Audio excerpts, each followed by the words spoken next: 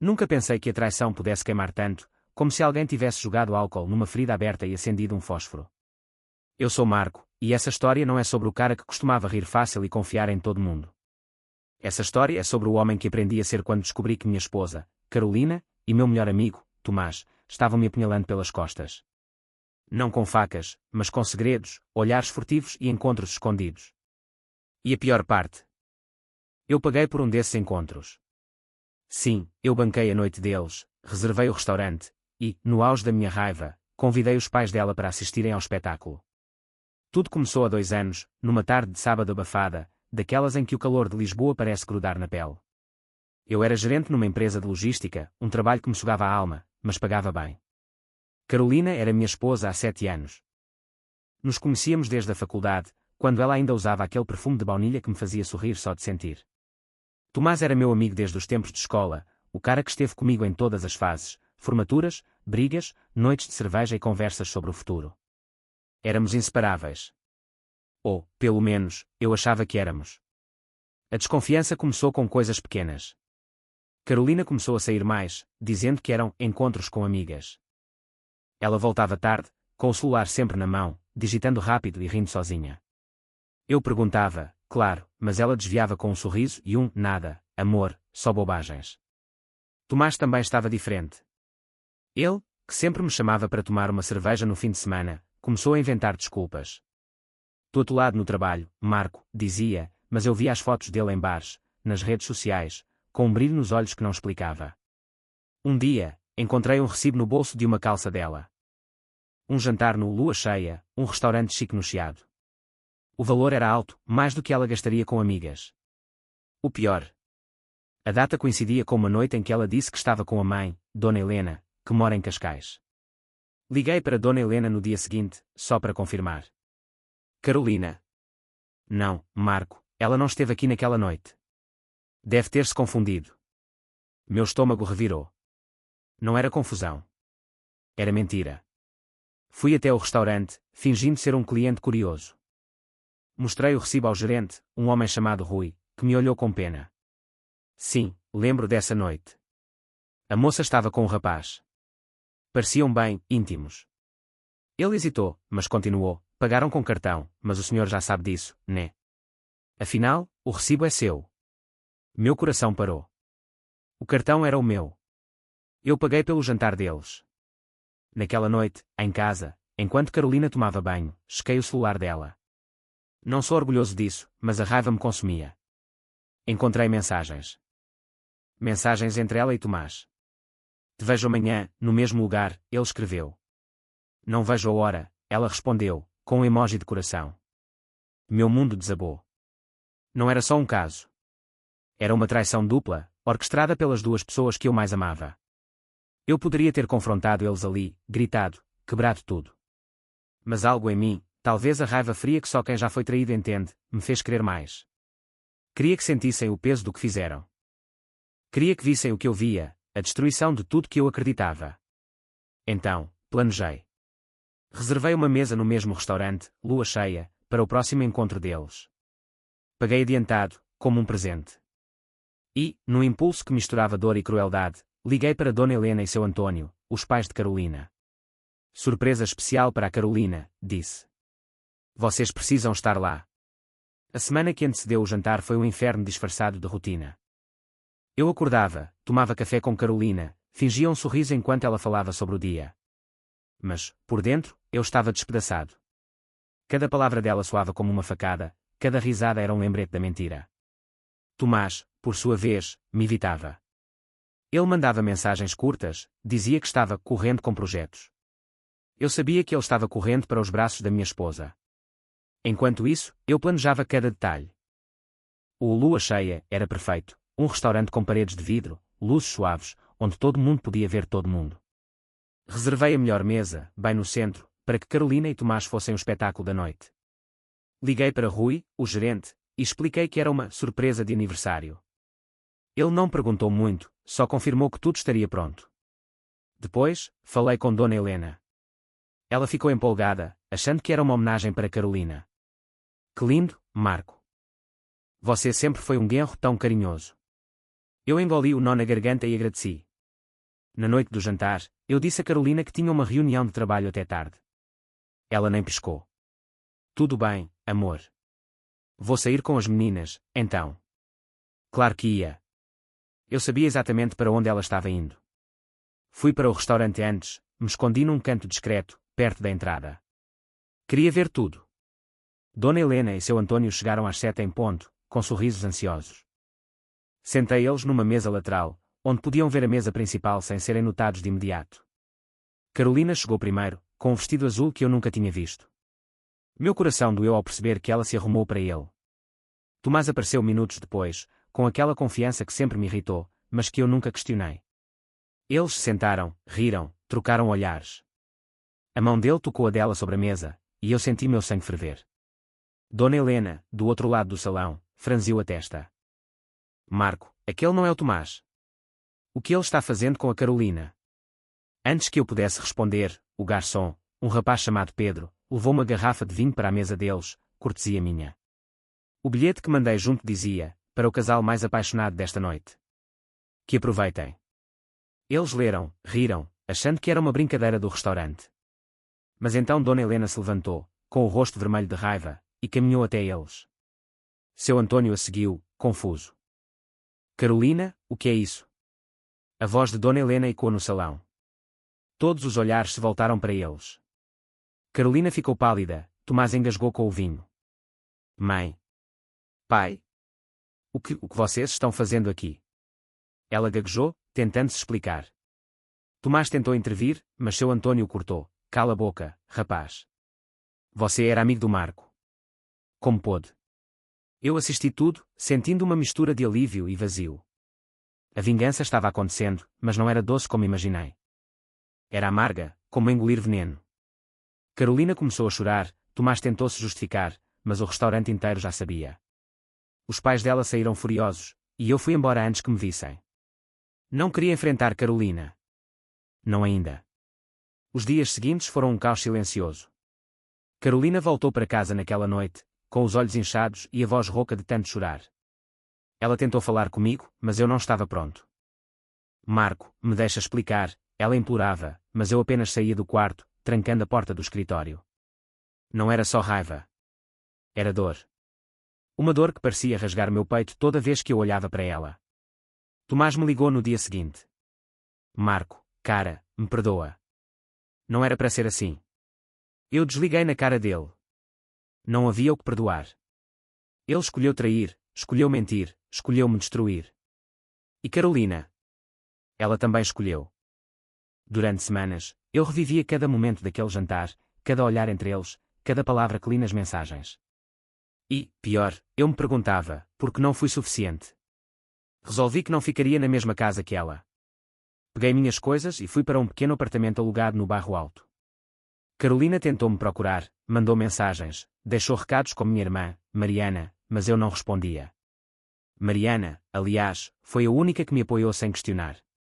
Você não merece isso, Marco. Faz o que for melhor para você, ela disse, me abraçando. Foi a primeira vez em semanas que não me senti completamente sozinho. Mas a vingança não tinha acabado. O jantar nos residentes no restaurante, onde Carolina's parents confronted Eran Tomás, was only the beginning. You wanted more. You wanted time to feel the weight of their betrayal every single day. So, he started digging. He knew Tomás worked at a rival logistics company, and he had access to some of their internal systems through an old colleague, João, who had me a favor. João was discreet, a quiet guy who worked under me years ago. He got me into their database, and he found what he was looking for. Tomás had been fudging numbers, skimming profits for himself. It wasn't much, but it was enough to get him fired, or worse. He didn't stop there. Carolina had always cared about her reputation, especially with her family. Her parents, Dona Helena and seu Antônio, were traditional, proud people. He knew the public humiliation at the restaurant wasn't enough to break her SO. He sent an anonymous letter to her father's office, detailing the affair with proof, screenshots of their message, timestamps, even the restaurant receipt. He made sure it arrived during a family gathering at their house in Cascais, where Carolina was trying to rebuild their image as the perfect altar. The follow was immediate. Dona Helena called me, crying, saying Carolina was devastated, that family was in shambles. How cold you do this, Marco, she asked. He didn't answer. He didn't need to. They did on it to themselves. Living alone in the Bairro Alto was strange at first. The apartment was small, dual-steam, and he called her my neighbor, Sofia, arguing with her boyfriend every night. But it gave me space to think. He wasn't proud of everything he did on, but he wasn't sorry either. Carolina and Tomás had taken everything from my trust, my home, my sense of self. They didn't get to walk away unscathed. At work, he threw myself into projects to keep my mind busy. My boss, Ricardo, noticed the change. You are on fire, Marco. Keep this up, and you are looking at a promotion. He nodded, but he didn't care about promotions. Work was just a distraction from the hole in my chest. Meanwhile, he kept tabs on Tomás. João, my old colleague, fed me updates. Tomás was called into a meeting with his boss, Diogo, and was let go within days. Scheming wasn't enough for legal trouble, but it was enough to ruin his career. He'd always been ambitious, the kind of guy who thrived on status. Losing his job hit hard. Carolina, on the other hand, was unraveling. Mariana, my sister, told me she'd run into Carolina at a cafe in Alfama. She looked like a ghost, Marco. Thin, pale, bags under her eyes. She asked about you. He didn't want to hear it. Carolina's pain wasn't my victory, it was just a consequence. But he couldn't stop. He leaked the story to a local gossip blog, anonymously, of course. The post didn't name them directly, but it described the scandalous affair, in an detail that anyone who knew Carolina or Tomás could connect the dots. Lisbon's a small city when it comes to rumors. One night, he got a call from an unknown number. It was Carolina's cousin, Inês, who'd always been keen to me. Marco, you need to stop, she said. Carolina's not eating, not sleeping. She's broken. You've made your point. He didn't know what to say. Part of me wanted to feel bad, but another part, the other one, remembered her laughter in those messages, errand on his. She should have talked about that before, he said, and hung up. The truth is, revenge was consuming me too. He wasn't sleeping well, wasn't eating right. My neighbor Sofia noticed, left a plate of boiled arroz outside my door one day with a note, you look like you need this. He logged for the first time in weeks. But the laughter didn't last. He was becoming someone he didn't recognize. By now, Carolina had moved out of our old house and was staying with a friend, Beatriz, in Sintra. The gossip blog had done its job, her social circle was whispering, and she'd lost her job as a PR consultant because clients didn't trust her anymore. Her parents, Dona Helena and Seu Antonio, had all but disowned her, Taginés told me they were starting to soften. He didn't care. Or at least, he told myself he didn't. Tomás, meanwhile, was spiraling. João told me he'd seen at a bar in Cais do Sodré, drunk and ranting about how he'd ruined his life. Part of me wanted to confront him, to see the wreckage up close. But he didn't. He'd already done enough. Instead, he focused on the next step. Tomás had a new girlfriend, a sweet girl named Rita who didn't know about his past. He sent her an anonymous email with the same screenshots he'd sent to Carolina's father. He didn't seen it, didn't need to. The truth would do the work. Rita broke up with him within days. João said Tomás was a mess, showing up to work at a new, lower-paying job looking like he had showered.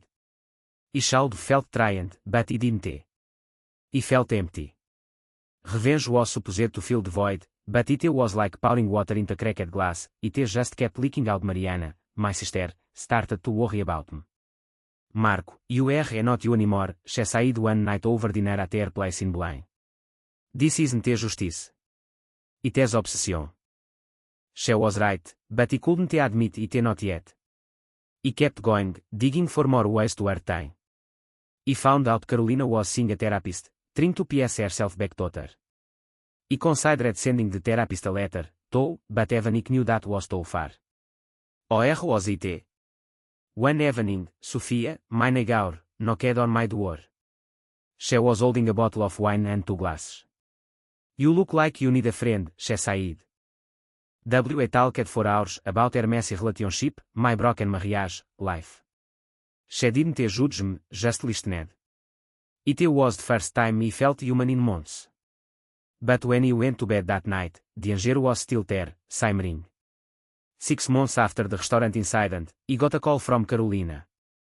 He almost didn't answer, but something made him pick up. Her voice was small, broken. Marco, I know he don't deserve your forgiveness, but he need to say I'm sorry. He was selfish, stupid. He hurt you, and I'll never forgive myself. He listened, silent. She was crying, but he didn't feel the satisfaction he expected. He felt tired. I don't want your apologies, he said finally. I just want you to live with what you did. He hung up. But her words stuck with me.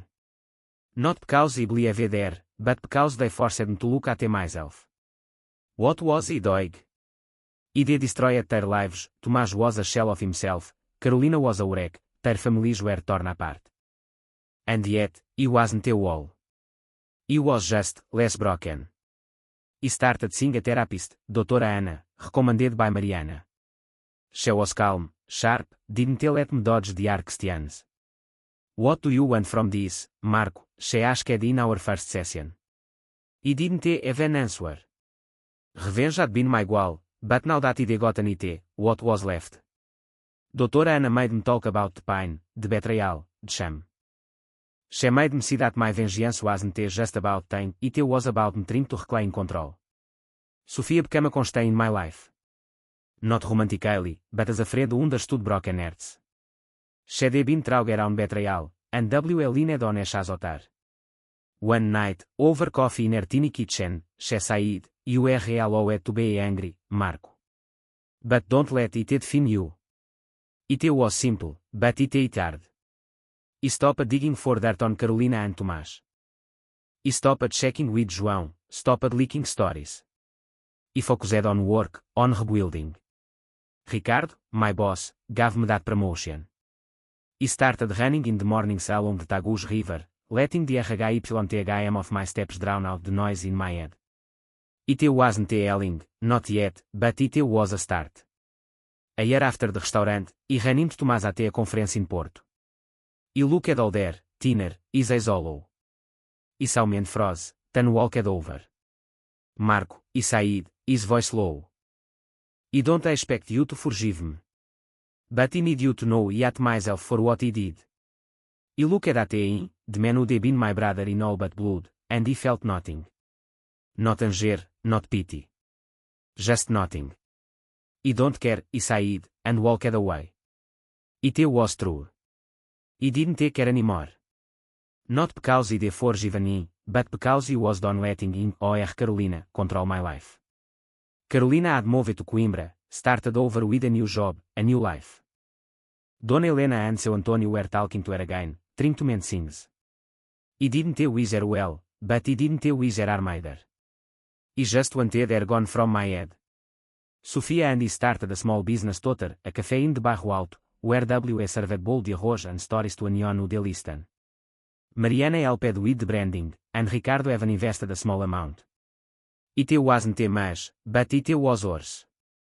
Every morning, he'd open shop, smelled coffee, and feel a flicker of peace. Dra. Anna kept me honest, pushing too fast the parts of myself he didn't like. He wasn't the old Marco, and he didn't be. But he was becoming someone new, someone who could live with scars. The vengeance had been a fire, burning hot and fast. It took Carolina and Tomás down, but it singed me too. Now, he was learning to put out flames, to build something from the ashes. It wasn't easy, and some days, the anger still flared. But he was trying. And for the first time in a long time, that felt like now.